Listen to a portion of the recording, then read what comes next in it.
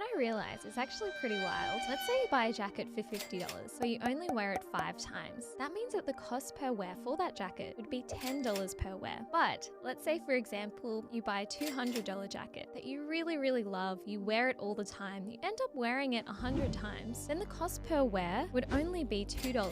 So that just shows you that sometimes spending more money on a quality item that you just love and you wear again and again and again can actually save you money over the long term. Hey, welcome to Contour Image, where I help you find and embrace your true beauty. And today we are going to be talking about the quality of clothing and how to find it.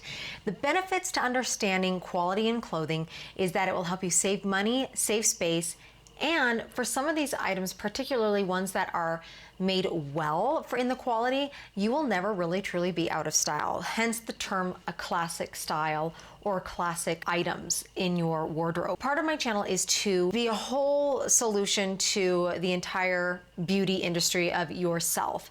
Basically finding out who you are, what your style is, what works for you, body type, face shape, colors, and everything. And it's about applying the things that are out there that will work for you so that you always look stunning and beautiful always. And one of those qualities is clothing itself, is the quality of the clothing. What are the materials made of? This is going to give you a longevity in your wardrobe, as you had heard a bit more in the beginning of this video. Even though I am not really a professional so much at style itself or in clothing, I thought I'd make this video kind of through a lot of TikTok videos to just discuss here in our beauty talk, to help discuss a little bit as to what to look for, as in like how to read a label to find out if this is actually a quality fabric. I also have one little quick tip on how to find a quality garment, how to spot a micro trend, which means that the trend itself, the way that this item is made, isn't gonna last for very long. It's just for a short time before you're, not only is it going to be out of style, but that you're probably going to need to throw it away, and how you're going to be able to determine that. This will also help you a little bit with thrifting with clothes just a little bit better, and just some requirements that quality clothing are going to be required of you if you were to carry some good quality garments for yourself in your wardrobe.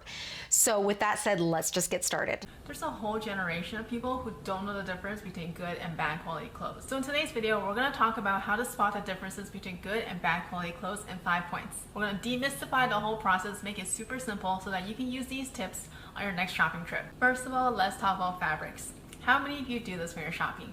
You go to the mall, you see a cute top, you try it on, and then you buy it without checking the garment tag.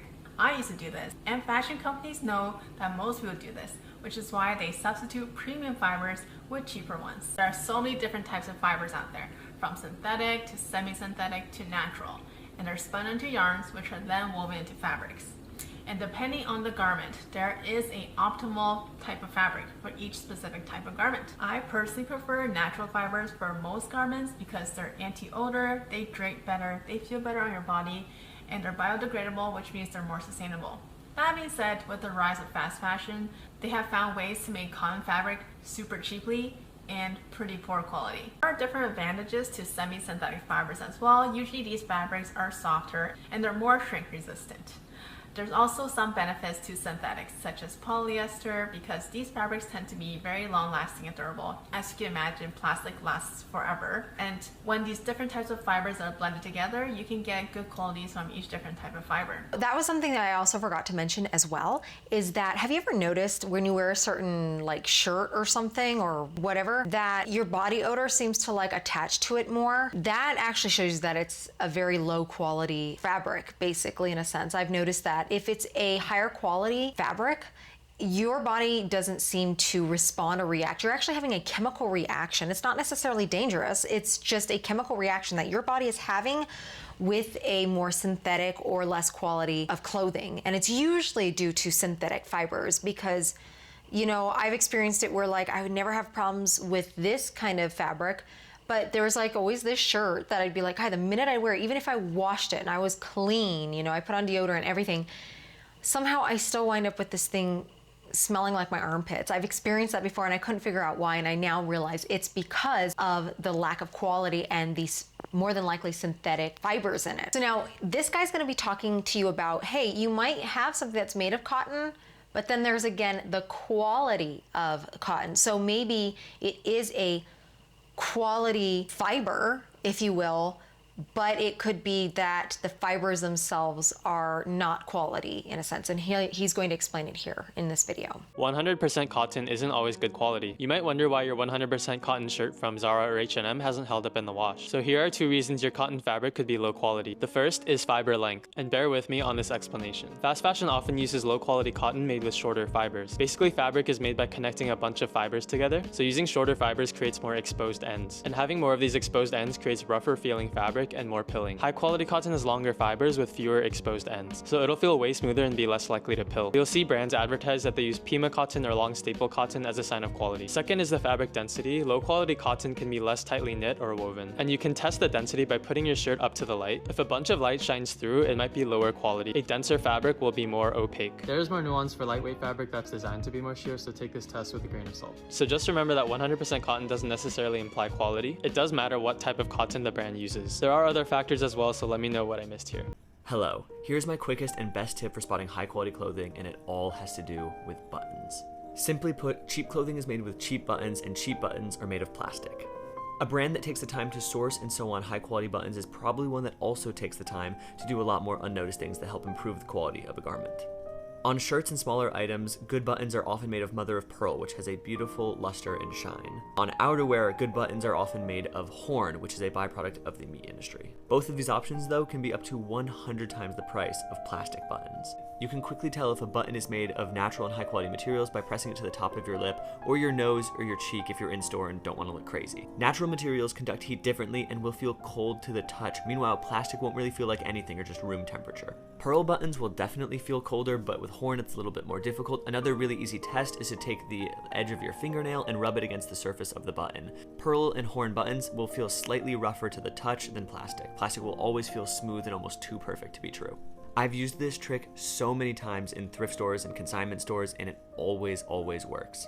Here I have a Chiffonelli shirt made by one of the most important bespoke tailors in Paris. Although this is ready to wear, they do take the time to source nice quality pearl buttons. And these buttons are most certainly cold to the touch. This is a mass-manufactured Calvin Klein shirt that I got at a Macy's. While there's nothing inherently wrong with this shirt, the buttons are definitely made of plastic and not at all cold to the touch. The plastic buttons are a really nice way for Calvin Klein to save on manufacturing costs, and you don't really know where else they're also doing that in the process. Anyway, I hope this tip helps, and try not to look crazy in thrift stores.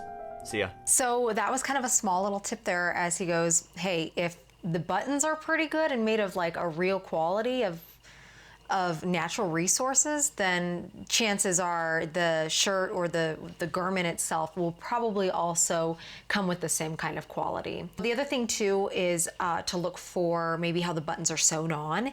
Now there is one kind that I've noticed that if you're looking at a jacket and the jacket, you know, the buttons are on there to pull through to the other side to keep it closed. A lot of times those buttons may be a little bit loose, and the reason for them to be loose is so that there's enough room in between to put that other fabric that it's going to stick through to hold the garment together as the jacket is. So just keep that in mind. Just sometimes the looseness doesn't mean anything when it comes to maybe a jacket. Maybe with other products or other like shirts and stuff, that may not be the case. Look at how much thread they use. A lot of times a good quality one too will spin the thread underneath the button, which also gives it some volume for it to fit through to the other side, but then it's just the way that is well sewn on that it's gonna stay there for a while. I remember I had to actually learn how to sew on a button with a good quality sense, and it was so long ago, I don't remember much. I just remember having to wind it quite a bit so that it would last longer in that spot, which means more money goes into it and more time. So just keep that in mind as well. We're buying quality clothing over quantity. I made a little cheat sheet to easily identify high quality clothing over low quality clothing because the price tag does not always reflect that it is good quality. This is a general rule of thumb with the exception of activewear and clothing like this. Look for labels that have more than 50% of natural fibers, that's cotton, linen, hemp, wool, cashmere, silk, with between 10 to 30% of synthetic materials like polyester, nylon, spandex, acrylics, PVC, polyamide. Not all synthetic material is bad. That helps with durability and wrinkling. The clothing does not mention performance terms like moisture wicking, breathable, performance, recycled, not great. You'll see branded technology like Dri-Fit, Coolmax, Lycra, Gore-Tex, and certifications like GRS, AKO-Tex, and Blue Sign. Take a screenshot of that. She did mention too that just because there's some synthetic fibers in there, it does not necessarily mean that it's a bad quality. A lot of times the synthetic fibers will help allow the sustainability of the garment itself with natural fibers. The idea is to look at how much of the natural fibers are actually in there and not the synthetic ones. If the thing is mostly made or completely made of a synthetic fiber, it's going to be a cheap garment. But if you're seeing something, she's saying more than 50%. I've seen it where it should be around anywhere between 70 to 80% should be the natural fibers. That will give you a good indication if whether or not that's a good quality of fabric slash garment itself. Some syntheticness is going to be necessary in order to make that garment last quite a bit longer even than the natural fibers of it. You can just take a quick picture of this or whatever for her to mention. There's no performance-based terms, moisture wicking. Okay, so when she said there's no performance, no mention of performance-based term. So if it says on the tags or like in the marketing or whatever, you know, moisture wicking, that means that they're using synthetic fibers. Breathable, performance, recycled.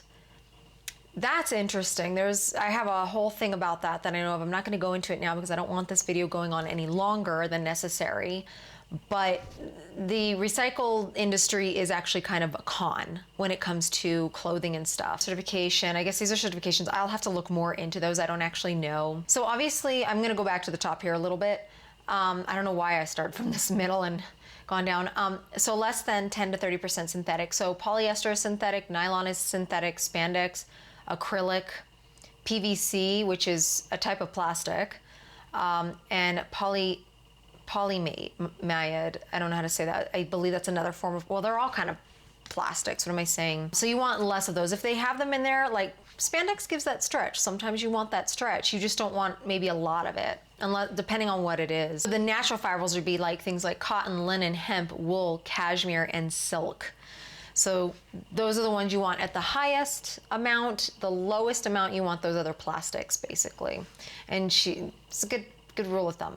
When it comes to activewear, it's going to be primarily made out of the synthetics. Take a screenshot of this. Activewear, which generally tends to be more synthetic because it's about that performance, moisture wicking, you know, so it doesn't smell or whatever they do to it, the stretching, high impact, 70 to 85% synthetic nylon or polyester.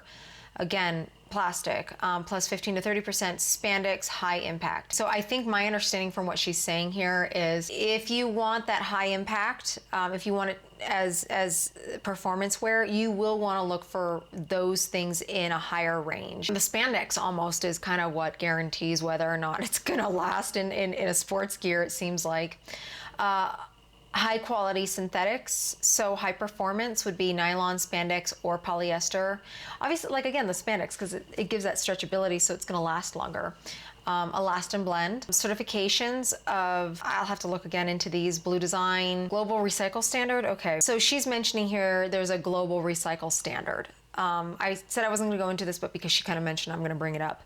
So they always say, oh, recycle your clothing, you know, all this and that. Most clothing, especially ones that are like a micro trend or anything like that, made of these synthetic fibers, cannot actually be recycled. Even though they say recycle them, a lot of them just still get put in the dump because one of the things is if it's a blend, a synthetic and the natural fibers, a lot of times they can't pull that out and resurface and make them again. So a lot of times they'll just throw them away. I'm not really sure exactly everything. I just remember them saying that sometimes when they're a blend of something, whether it could be probably maybe a multitude of different kinds of fibers, or if it's between a synthetic and a natural fiber, a lot of times when those cannot be recycled because they can't just, the threads that are making that is all woven within itself.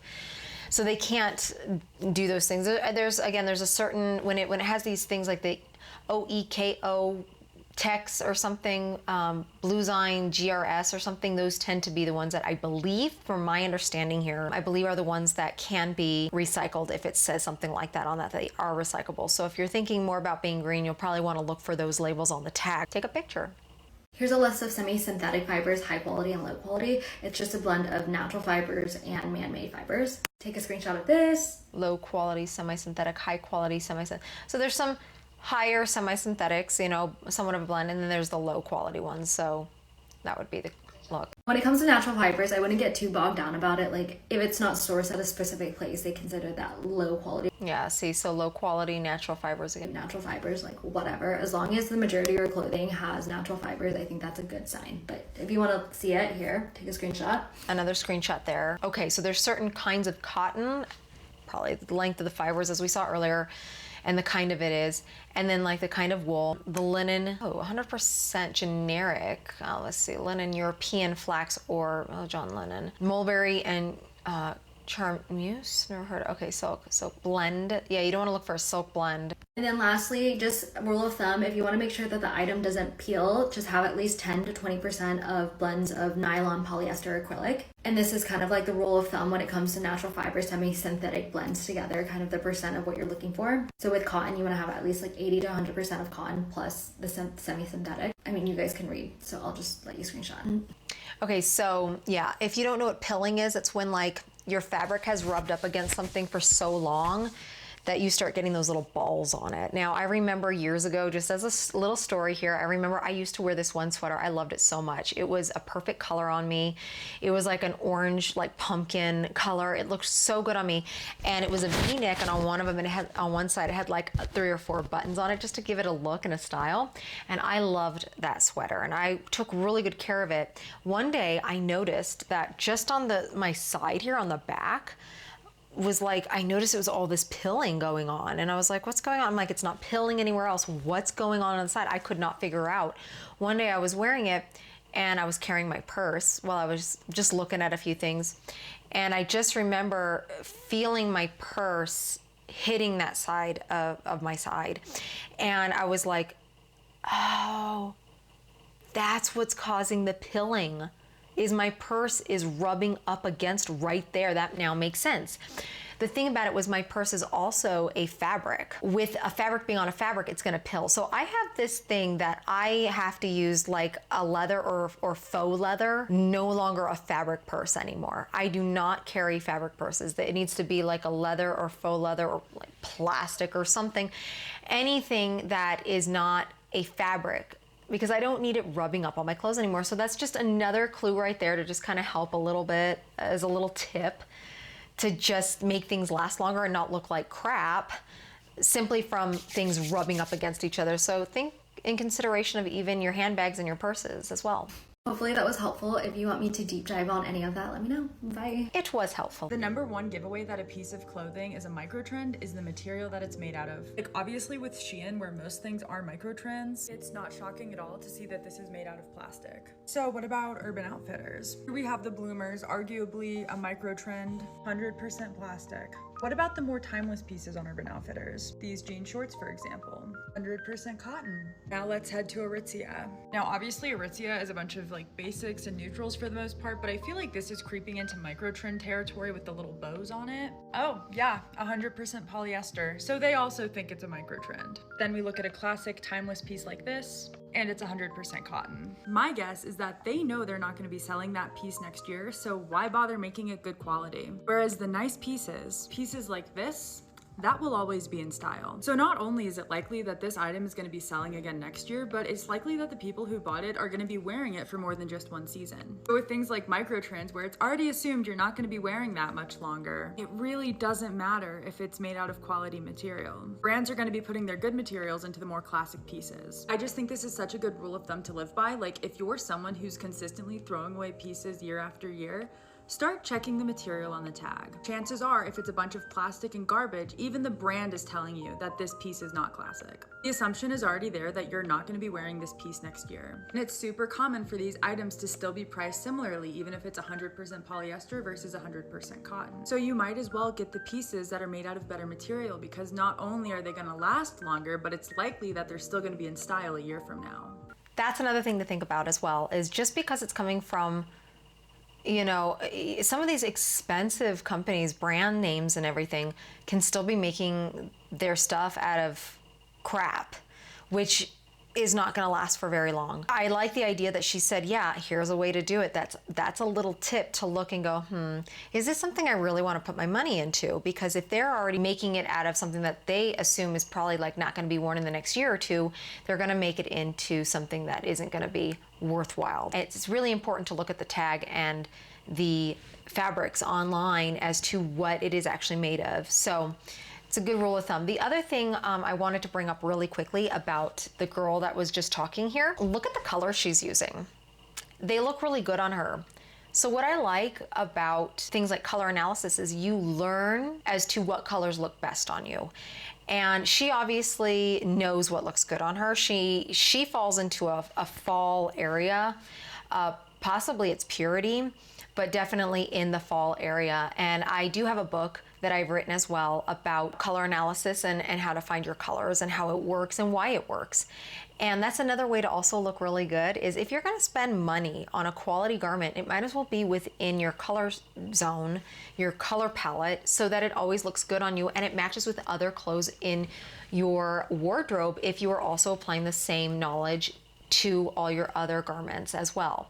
So that's just something to keep in mind to help you save money, have something that's going to last a lot longer, have quality and classic clothing, and just always look stylish and good all the time.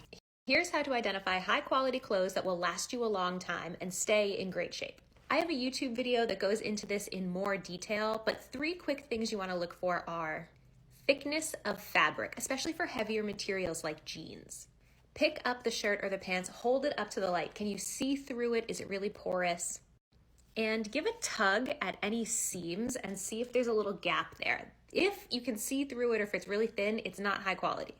2, the type of fabric really matters. Natural fibers like wool, silk, generally those are going to last way longer than fake synthetic fibers like polyester. And 3rd, really easy, look for the tag in the back. Is it woven or is it just printed on? A tag that's just printed on, it's just been stamped on there, and that generally indicates this is a lower quality piece of clothing. Follow for more money and thrifting tips. The quality of today's clothing is obviously at an all-time low, and that is why I thrift all of this.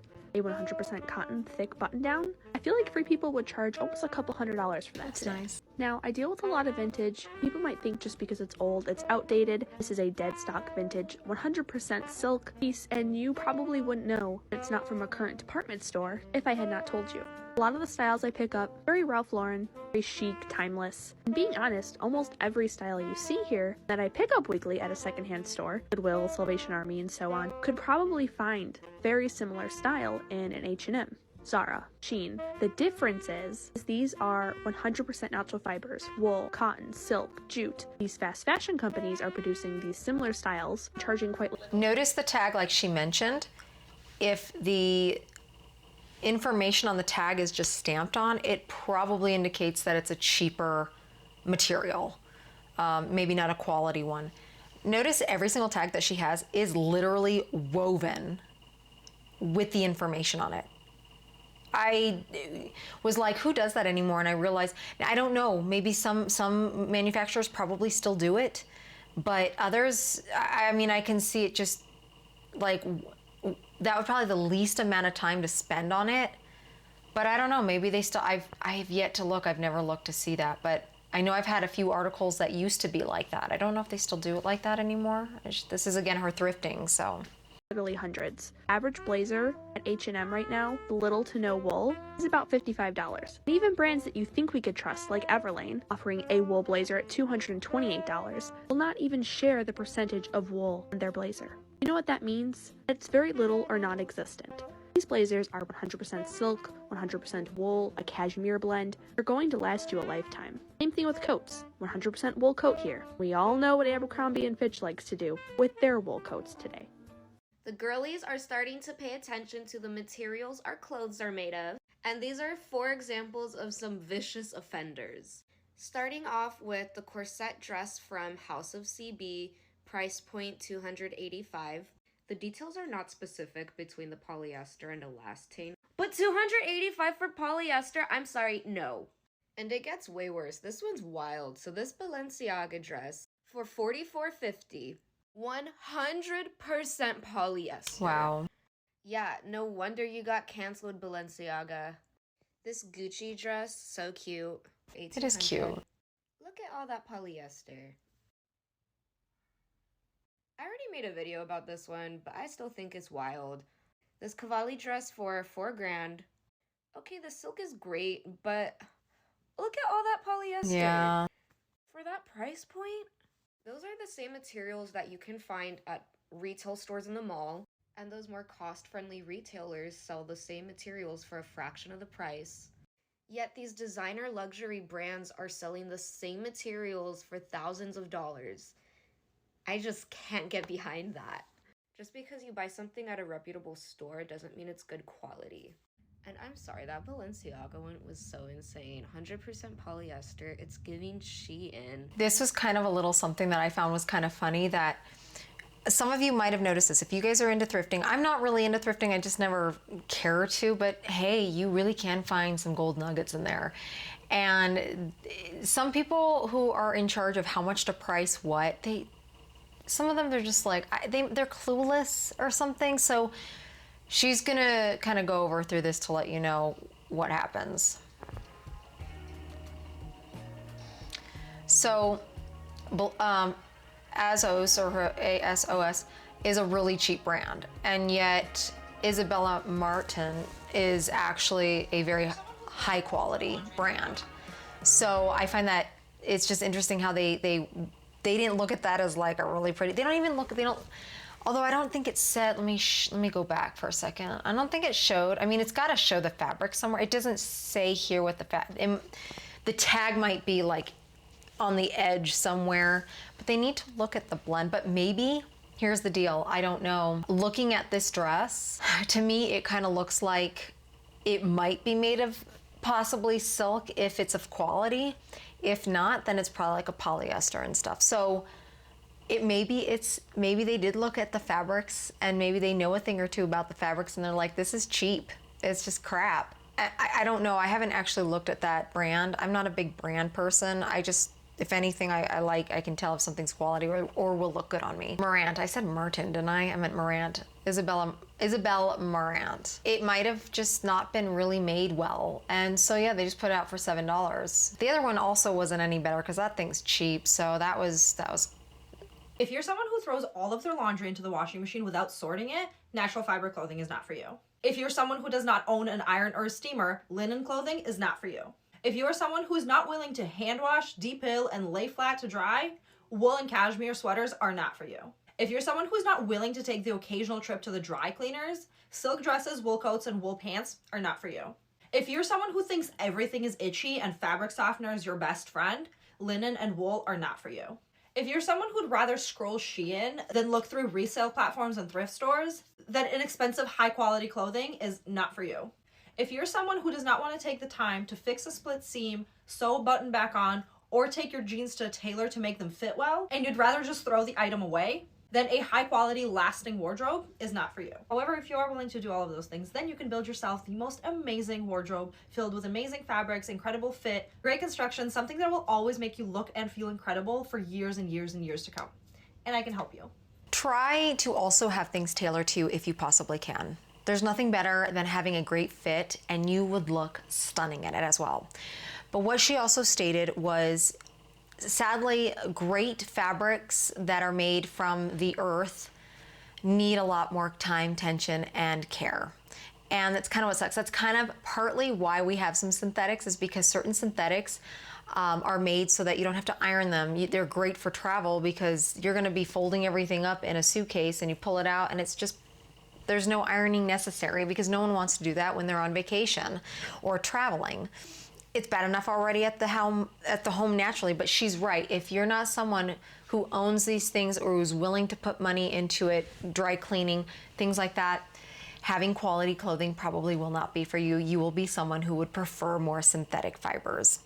So that's just a thought in the process, but just keep that in mind so that you realize, okay, if you are gonna go for more natural fibers and things, keep in mind they're going to take a little more time on you because they require it, but there will be some benefits to having them because they will be quality and they will last a long time if you take care of your things. Here's the end of our beauty talk, and I just want to end with a laugh. So I thought this was pretty funny when I saw it. Is this heaven? No, it's Iowa. I didn't ask to be awesome. I just got lucky. Don't mess with Mimisaurus. You'll get Jurassic kicked. I'm done peopling. Always late, but worth the wait. Shirts. Show me your Show me your bobber. Show me your bobbers, I'll show you my poles. It's obviously a fishing shirt there. Maybe that was a little bit inappropriate there, but I couldn't help it. I was like, this was just good for funny since we were talking a little bit about thrifting and stuff and the funniest things you see in there. So I hope this helps a little bit with understanding more about finding quality wardrobe and how to find that quality a little bit. I will probably be making other videos about this as soon as I can and the more information I know and get. So if you're interested in finding quality fabrics and different things, let us know in the comments where you found them or how you're going about looking for them and how you're doing well with your wardrobe with all the products that you're purchasing and accumulating over the years that will last you for a long time. Thanks again for joining me here at Contour Image, and remember to stay beautiful for life.